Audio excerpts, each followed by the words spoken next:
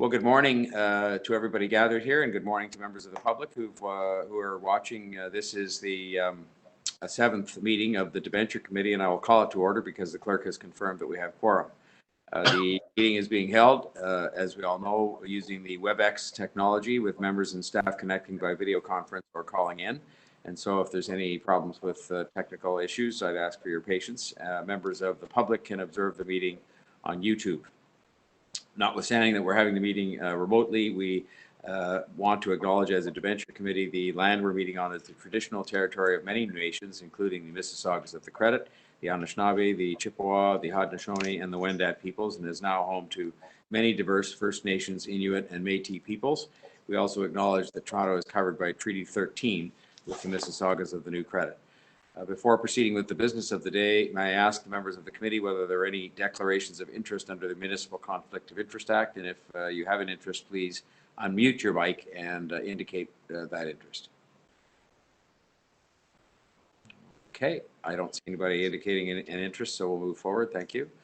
May I have a motion to confirm the minutes of the Debenture Committee, and by way of, if you can move, you can either speak up, unmute, or speak up, or just put your hand up. May I have a motion to confirm the meeting minutes of the meeting, Debenture Committee of June 26, 2020? I can move that, Mr. Mayor. Crawford, thank you. All those in favor? Opposed? Carried.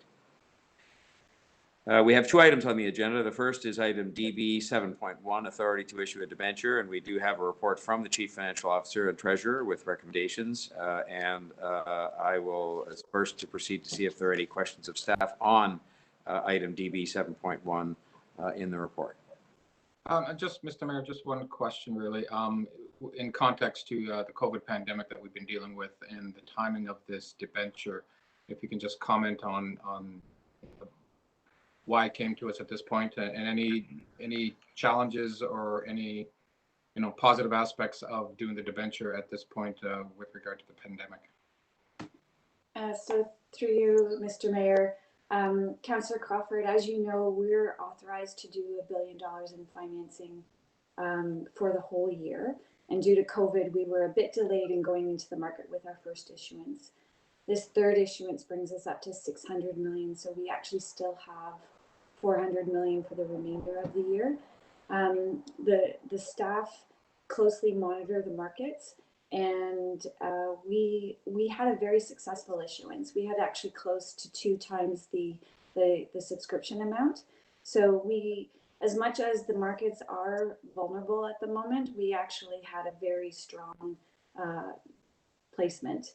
And I think given the fact that we still want to go into the market a couple more times in the remainder of the year, timing was, there is cash in the market. Investors, because of COVID, have some uncertainty as to where they want to place that. And actually, I think it speaks to the credibility of the city and the confidence the investors have in us as an organization. Great, thank you. That's all, Mr. Mayor. Just if I may, to follow up on that, just because I think it's good to have it as part of our actual discussion as opposed to just the report.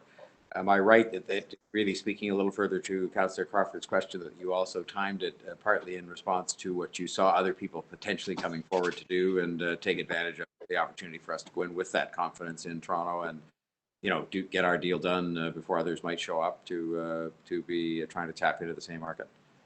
Yeah, and this report is obviously written in hindsight as well. And so we never know specifically when other organizations are going into the market, but given how quiet things have been, we also knew that there was pent up interest and demand. And we actually fortuitously got out that week in a very busy week, what ended up being a very, very busy week. So as I mentioned earlier, there is a lot of cash in the market. Investors are holding on to cash because of the uncertainty. And we wanted to take advantage of where we thought the market was. And we were actually, and Randy, I don't know if you want to add to that, but given the activity that followed our issuance, we actually knew that what we anticipated the market response to be proved to be true. Randy, you're on mute. You got to unmute yourself there, Randy. Apologies. Just to add to that, through you, Mr. Mayor, the yeah, that week, as Heather mentioned, was busy. I think there was 3 other provincial deals, 2 of them $800 million each, different terms. There was also 2 other corporate deals that came in. So I think people were taking advantage of the market. And as Heather mentioned, it was just fortuitous that we had put up our hand and started looking at the market, as well as doing an investor call. The thing that seemed to be overhanging our credit, our name, was the federal and provincial funding, the Restart program, and what was going to come from that. So as we mentioned, there was announcements. At that point, we hadn't received any letters, but investors were quite happy. And again, we were almost twice oversubscribed for what we were offering to the market. Very good. Well, Heather, as a matter of interest, that borrowing cost, which I know is our lowest ever for a 20-year term, how does it relate to what the provinces, for example, I don't know whether our own provinces in the market, one of the 2 that was mentioned by Randy, but how do our borrowing costs relate to theirs? Just because it's always, very much advertised that, the higher up you get in the government food chain, the lower the borrowing cost, but I'm not sure that's as true as it once was. What's the difference between what our borrowing costs and theirs, if we know any recent ones for them? So we actually price ourselves against the Ontario financing charge as well as the Canadian charge. And Randy, I think we were 35 over the provincial. Yeah, we actually got to squeeze it in an extra basis point, so it was 34, yes, over the Ontario. And the Ontario spread had also reduced down for that same term. And so, yeah, it's all in. It was quite attractive. So we were, I believe it was 133 over the Canada bond and 34 over the Ontario bond. So the Ontario bond's trading in the 90s, 99, I guess, at that point. So, which they're coming in tighter, even though they've increased their size of borrowing for the whole year. So, all in all, it was very cheap financing. So just in that regard, may I just, for myself to conclude, I always ask you the same questions just with regard to the due diligence, and it is mentioned that the borrowing cost is budgeted for, so that's covered in the report. You'll just confirm that verbally. And then as well, just that all of our other sort of ratios and tests with respect to debt levels relative to revenue and so forth, that this doesn't put us offside any of that. So correct. The amount that we borrowed is within our authority. The cost to finance that amount is authorized in the 2020 budget, but also included in our cash forecasts. And the other policy that we abide by is the 15% debt to the tax base. And so we're under the 15% with this included. Okay. Any other questions of staff? Chris, no? No, Mr. Mayor, I'm fine. Okay. Is there anybody wanting to speak? Yeah, I'll just speak quickly, Mr. Mayor. With regard to I guess the uncertainty of the times that we've been going through. And as Heather mentioned, going into the market where there is some uncertainty, but, coming out of that, as you stated, there's confidence in the City of Toronto and, our bond and I guess what we do. So on that, I think it's, I'm absolutely supporting the $300 million. I think it's a good opportunity to get investment back into the city. And just, appreciate the work that, of course, staff have been doing on this. And I think it's a good next step for the city as we start to look at the recovery of this. And hopefully as we look at the bonds and what we're going to be doing for the rest of the year, it's just sort of a sign of an indication of some positive moving forward for the city. So just want to thank everybody for the work you did. Thanks, Councillor Crawford. I will just follow up on that by just saying thank you to the staff again. I think that these things happen in kind of an automatic way, but I know it's a lot of work and a lot of monitoring of the markets, a lot of consultation, a lot of the accountability part that comes with those investor calls that you do. And, obviously, I think we get Councillor Crawford, myself, as elected representatives, have huge confidence in the city, but that's one thing. Is another thing to sort of be able to, convey that to the marketplace. It's no easy test. So I want to thank you for the achievement of good terms on this borrowing and just to say that we're looking forward to completing the program for the rest of the year. I wouldn't have thought that things would be as stable as they are now, recognizing they're still a bit unstable to allow us to get this done, and the earlier social bond issue that we did. So thank you very much to the staff. Chris, anything from you?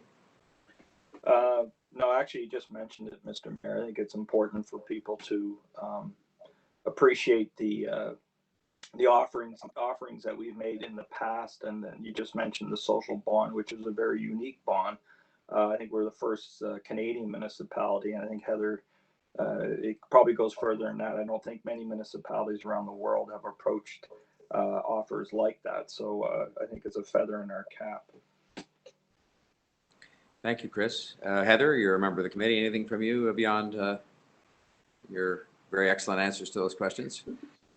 No, I really do want to take the opportunity to say thank you to the team as well. The amount of effort that goes into our investor relations. We have very solid relationships with the banks as well. And even the banks are giving us high fives in the sense of the amount of diligence we do and the amount of confidence that we've given the markets. So I just, it's always nice to have an opportunity to say thank you to the team. So that comes from us all. And together with that, as the ultimate gesture of gratitude and commendation, may I have a motion from Councillor Crawford to approve and adopt the staff recommendations? So moved. So moved. Thank you. And all those in favor, please raise your hand. There we go. Opposed? Carried. The second and final item is item DB 7.2, which is the enactment of bylaws to give effect to this. And I have a motion to introduce and enact Bill 659. I'll ask the clerk to display my motion. And I'll just read the text of it as soon as it appears there.